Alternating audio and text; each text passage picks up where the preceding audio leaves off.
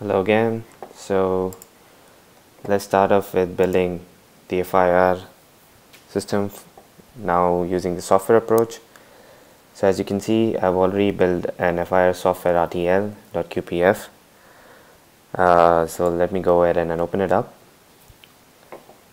So after that, once it's loaded in the quarters 2, let me just go ahead and open up QSys so that I can build the system.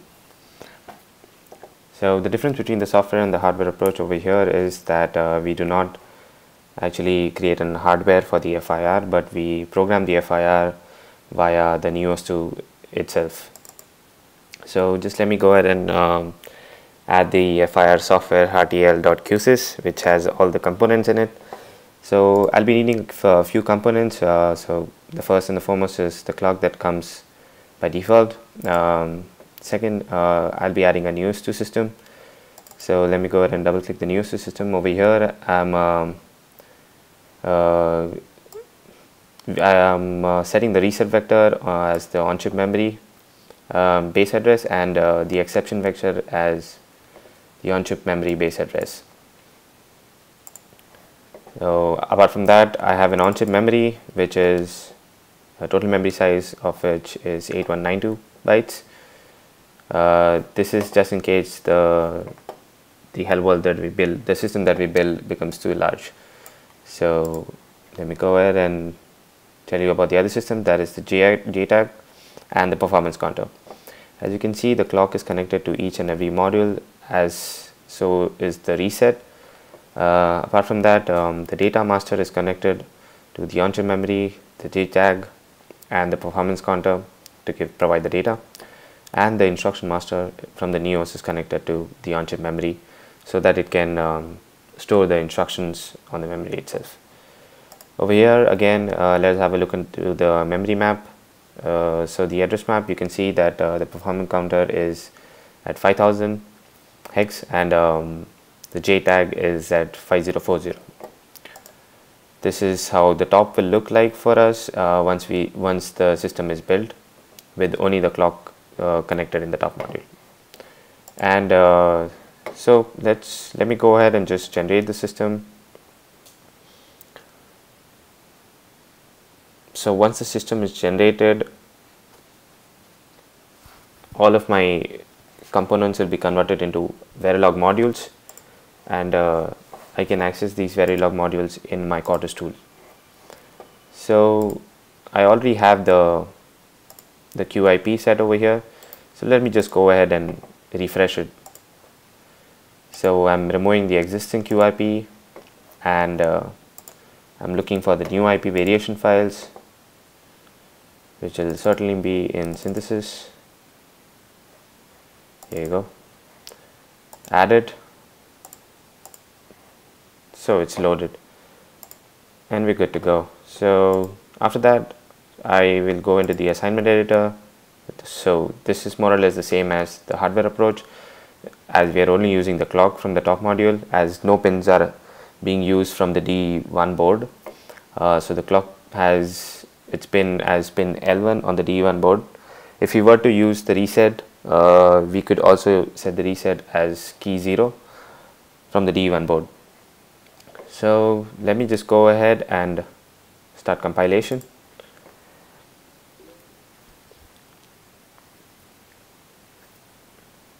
So once the compilation is complete, we will understand that the system that was generated in Verilog files was compiled successfully and there were no errors. After that, we can just go ahead and burn the system on our FPGA board, and we can program the NIOS too. So okay, we're almost there, and the compilation was successful with just line warnings. So let me go ahead and just burn the .sof file, the software, onto the board so that the board knows what components are we going to use. The components such as the NIOS2, the JTAG, the performance counter, and the on-chip memory. So the burning of the code was successful. After that, let me open the SBT for Eclipse so that we can program the NIOS to. So let me change the directory.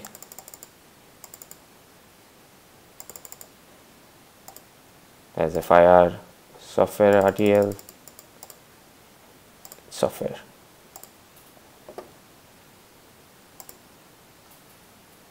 So I've already burned this code once, so I will already have the existing program for the software approach, as you can see over here.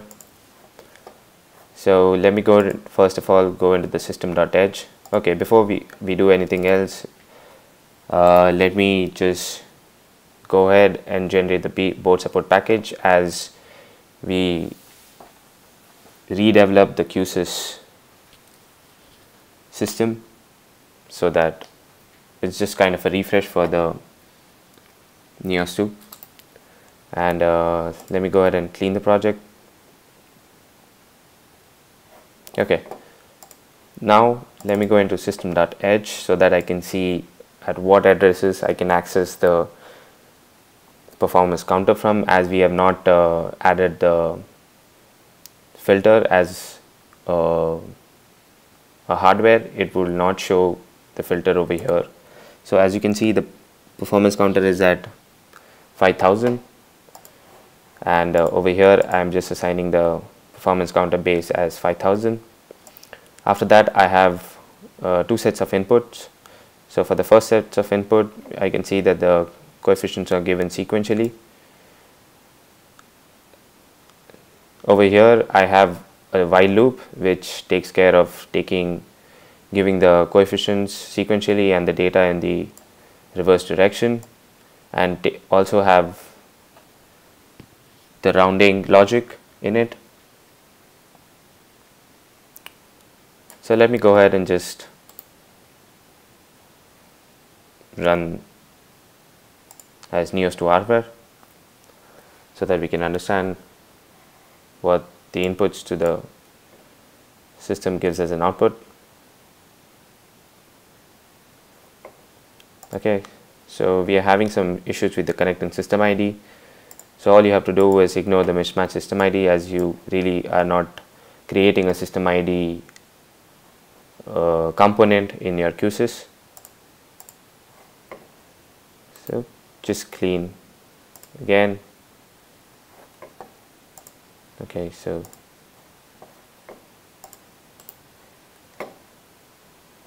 let me try it again.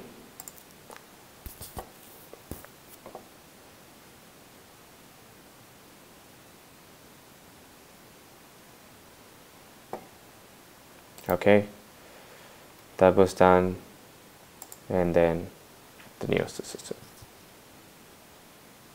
So the build was successful. Now it will go and burn enter onto the target device. So FIR using the software only approach was completed, and the filter output is -34. Let me go ahead and change the inputs.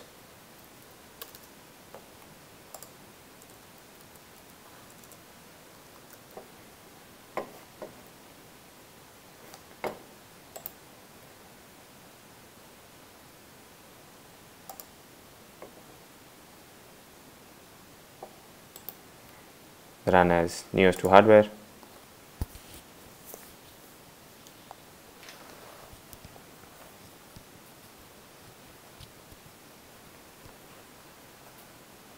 So there you go. You can see that the result changed to 2195, and the performance is around 1,51,000 cycles.